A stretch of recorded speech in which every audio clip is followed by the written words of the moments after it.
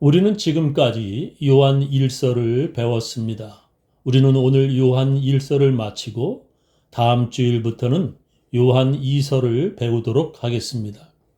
예수님께서는 모든 사람의 모든 죄를 용서하시기 위해 십자가에서 죽으셨습니다. 그리고 누구든지 예수가 그리스도라고 믿으면 그 사람의 모든 죄는 다 용서함 받고 구원을 받습니다. 그 사람이 예전에 무슨 죄를 지었든지 예수가 죄인들을 구원하러 오신 그리스도이심을 믿으면 그 사람의 모든 죄는 다 용서함 받습니다. 예수님의 십자가의 죽음으로 용서받지 못할 죄가 하나도 없습니다. 그 사람이 간음을 했든지 도둑질을 했든지 그가 지은 모든 죄는 그가 예수가 그리스도이심을 믿으면 모두 다 용서함 받습니다. 그런데 오늘 성경 본문은 그렇지 않다고 말씀합니다. 용서받지 못할 죄가 있다고 말씀합니다. 오늘 제 설교 제목은 사망에 이르는 죄입니다. 예수님의 십자가로도 용서받지 못할 죄란 무슨 죄입니까? 그것을 오늘 성경 본문은 사망에 이르는 죄라고 말합니다. 내가 하나님의 아들의 이름을 믿는 너희에게 이것을 쓴 것은 너희로 하여금 너희에게 영생이 있음을 알게 하려 함이라.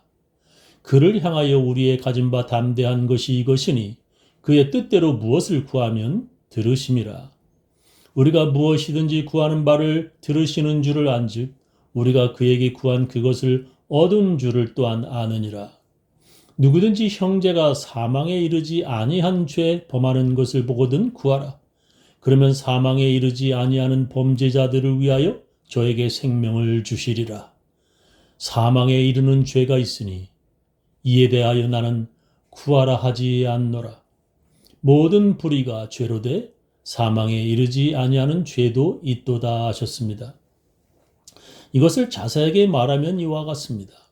우리가 하나님의 아들이신 예수의 이름으로 기도하면 하나님께서 들어주신다. 하나님께서 우리가 무엇이든지 그에게 기도하는 것들을 얻게 하신다. 그래서 형제가 사망에 이르지 아니한 죄 범하는 것을 보거든 기도하라. 그러면 하나님께서 사망에 이르지 아니한 죄를 범한 죄인들에게 생명을 주실 것이다. 그러나 사망에 이르는 죄가 있으니 이런 죄를 범한 사람에 대하여 나는 기도하라고 하지 않는다. 모든 불의가 죄이지만 사망에 이르지 아니하는 죄도 있고 또한 사망에 이르는 죄도 있다. 그러니까 어떤 죄는 사망에 이르는 죄가 아니어서 그런 죄를 범한 죄인들을 위해 기도하면 하나님께서 용서해 주신다. 그러나 사망에 이르는 죄가 있는데 그런 죄를 지은 사람은 아무리 사람들이 기도하더라도 하나님께서 용서해 주시지 않는다라는 것입니다. 이런 사망에 이르는 죄를 바꿔 말하면 용서받지 못하는 죄라고 할 수 있습니다. 그런 용서받지 못하는 죄란 무엇입니까? 그런 죄를 예수님도 말씀하셨습니다. 그것을 성령을 모독하는 죄라고 예수님은 말씀하셨습니다. 그러므로 내가 너희에게 이르노니 사람에 대한 모든 죄와 모독은 사심을 얻되 성령을 모독하는 것은 사심을 얻지 못하겠고 또 누구든지 말로 인자를 거역하면 사심을 얻되 누구든지 말로 성령을 거역하면 이 세상과 오는 세상에서도 사심을 얻지 못하리라 예수님께서 말씀하셨습니다. 성령을 거역한다는 것이 무엇입니까? 다른 성경 번역을 읽어보면 이렇게 기록하였습니다.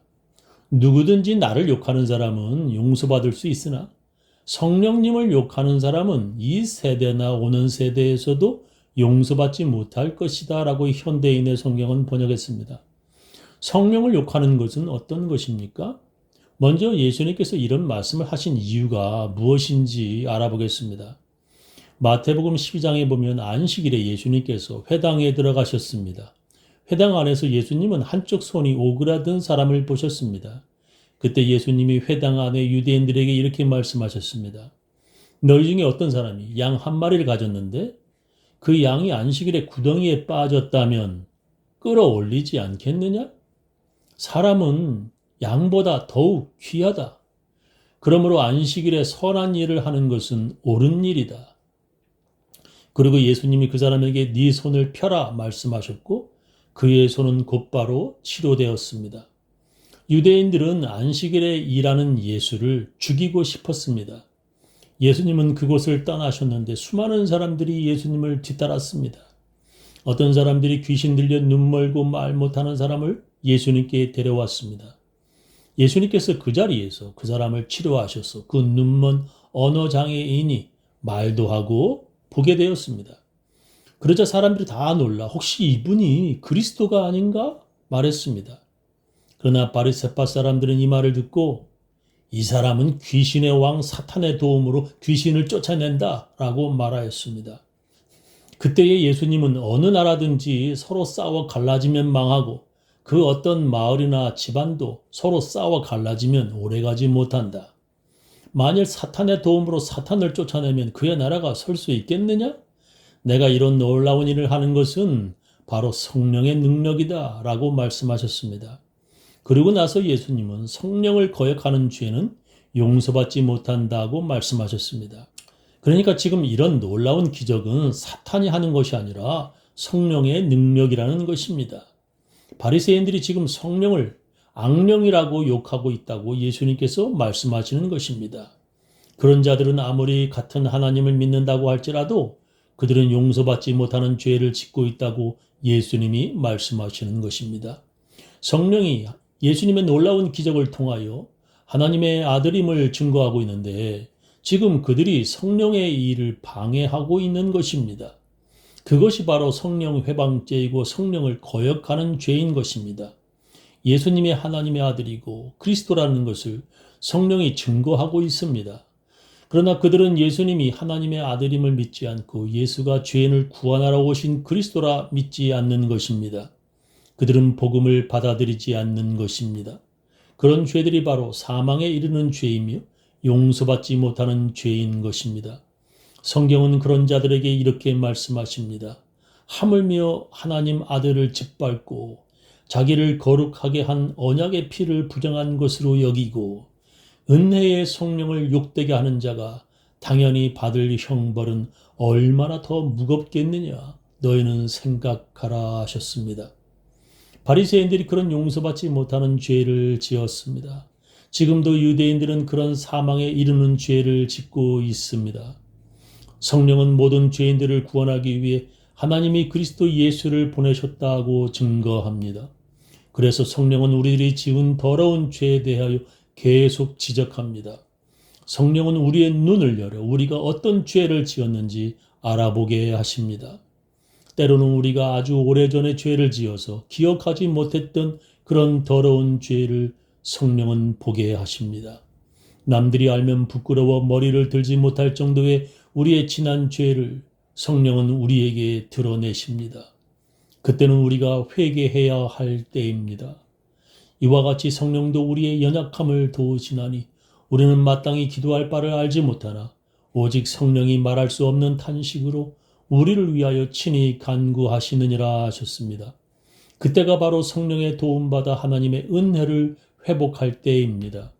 때로는 우리가 그리스도인으로 잘 살고 있을 때 사탄은 우리를 유혹하여 죄짓게 합니다. 우리가 완벽하게 죄 안 짓고 살 수 없기에 우리가 죄를 지으면 곧바로 회개하여야 합니다. 그러나 많은 크리스천들이 자기의 더러운 죄를 숨깁니다. 그리고 아담과 이브처럼 하나님의 낯을 피하여 숨으려고 합니다. 하나님께서 부르셔도 그들은 그 어둠에서 나오지도 않습니다. 그리고 그들은 마침내 단단하고 굳어진 마음으로 교회를 떠나 하나님도 없이 사는 믿음 없는 자가 되어버립니다.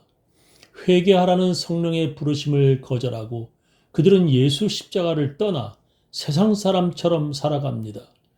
성경은 그들에게 이렇게 말씀합니다. 하나님의 성령을 근심하게 하지 말라. 그 안에서 너희가 구원의 날까지 인치심을 받았느니라 하셨습니다. 그런데도 그들은 성령의 부르심을 거절하고 세상 사람처럼 다른 크리스천들을 욕하고 교회와 목사를 비판합니다. 자기 자신이 지은 더러운 죄들은 보지 못하고 다른 사람의 죄에 대해 아주 민감하여 손가락질을 하는 사람이 됩니다. 교회를 떠난 그들은 이제 성령도 없고 예수도 없습니다. 성경은 그런 사람의 죄를 이렇게 기록하고 있습니다.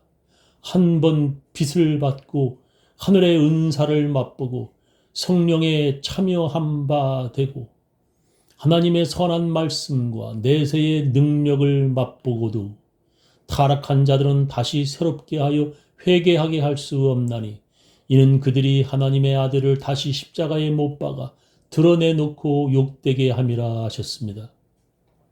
그들은 예전에 성령을 받아 하늘의 은사를 맛보고 성령의 하시는 일에 참여도 했었습니다.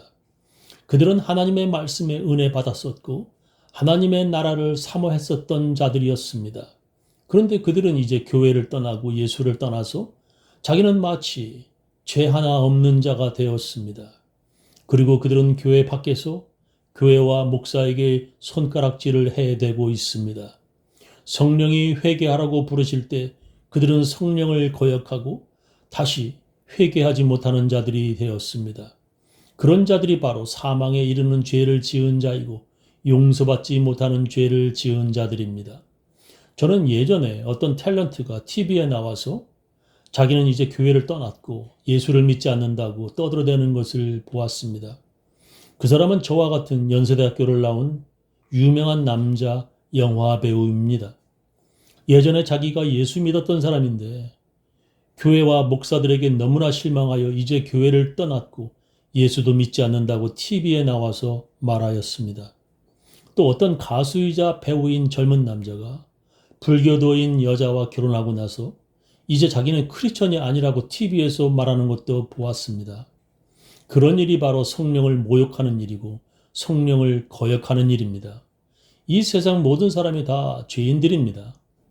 죄인이 아닌 사람은 예수님밖에 없습니다. 교회와 사람들에게서 실망하여 많은 사람들이 볼 수 있는 TV에 나와서 그렇게 말하는 것은 예수님과 성령을 욕되게 하는 것입니다. 사도 요한은 바로 그런 사람들이 그 당시에도 있었음을 암시하고 있습니다. 예수님을 그리스도로 믿었던 자들이 이단 영지주의자들에 넘어가 이제는 그들이 예수가 그리스도가 아니라고 믿는 것입니다. 전에 성령의 일에 함께 참여하던 자들이었는데 이제 회개조차도 하지 못하는 자가 되었습니다. 그런 자들은 사망에 이르는 죄를 지은 사람들로서 그들을 위해 아무리 기도해도 하나님께서 들으시지 않으신다는 것입니다.